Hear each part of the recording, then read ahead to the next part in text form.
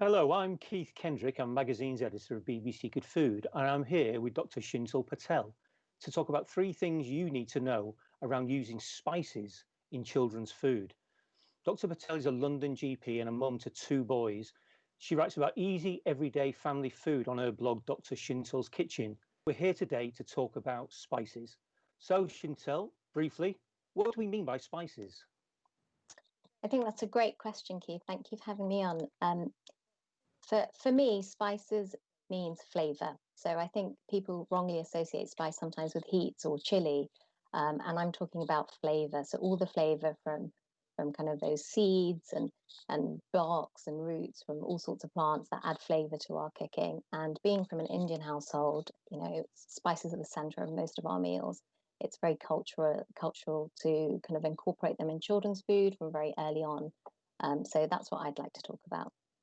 So why is it important to bring spice into children's food? Because I know they can, yeah, certainly when my kids were young, they have quite bland palates, don't they? But, getting them excited about other things, is that's an important thing?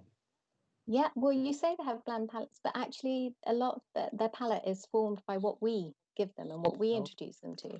And there is so much research into showing us that actually introducing lots and lots of variety and lots of flavors, which includes herbs and spices, actually can help to broaden their palates. It can help in lots of ways to benefit them with healthier eating patterns later on in life, to benefit them from being less fussy when it comes to food, and definitely broadening their palates. It might help them in accepting lots of new foods and flavors.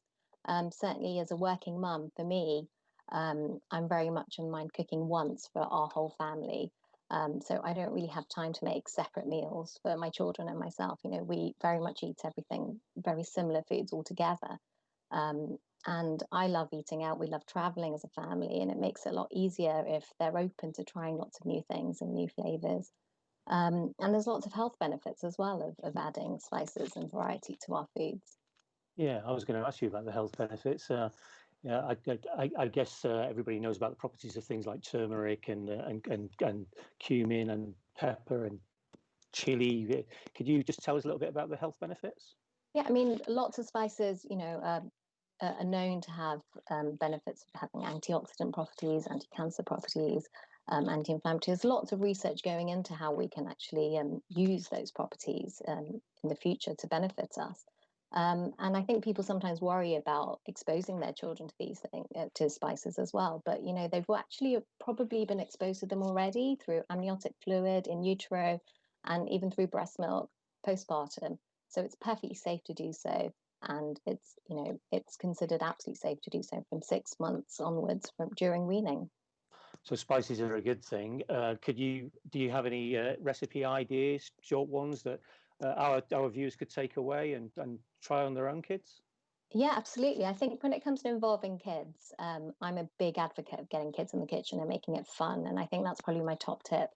So I'd probably, say talk to them about spices, play with them, maybe feel textures. When it comes to things like cinnamon, for example, you could look at the bark and you could look at the powder and compare, and get them to do it. So cinnamon's a great one to start with, or other sweet spices, because they can just simply sprinkle it onto porridge, or if they were having a banana as a snack, maybe add some flavor to the banana with a little bit of cinnamon.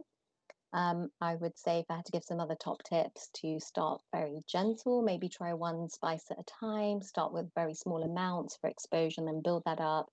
Maybe incorporate that spice into some food or recipe that they're familiar with. Maybe try baking first with sweet spices such as cinnamon or cardamom or nutmeg, that go really well in banana breads or cakes or biscuits. Or you could simply sprinkle them, as I said, or add them to a smoothie or a hot milk or something. Thank you, Doctor. For more recipes, tips, and advice, her website, drchintalskitchen.com. Bye for now.